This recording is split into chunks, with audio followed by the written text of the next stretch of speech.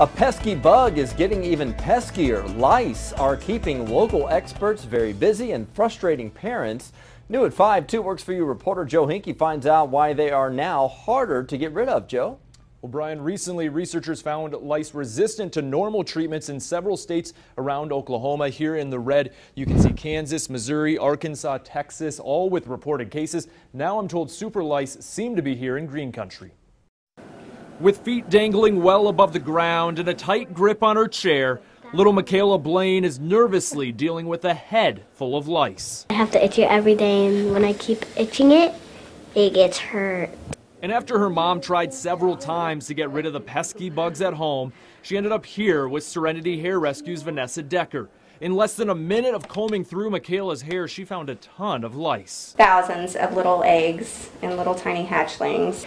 Each one of those would grow up to be a bug and in 2 weeks start laying their own eggs. And they could very well be super lice, which began showing up around the country earlier this year. Decker says the mutant lice are making her job more challenging. We definitely have it here. Decker says super lice are resistant to treatments which kill off other forms of lice. On the resistant lice, we found that it doesn't kill them, but it stuns them and freezes them for about 12 hours. And lately, Decker's chair isn't sitting empty for long as her schedule keeps filling up. Almost all summer and the very first couple weeks of August, we were getting 50 to 100 calls or texts a day. Even though it is proving to be an uphill battle for many families, after today for Michaela, she'll be considered lice-free today and not contagious, which is something she can finally smile about. More than excited. Happy!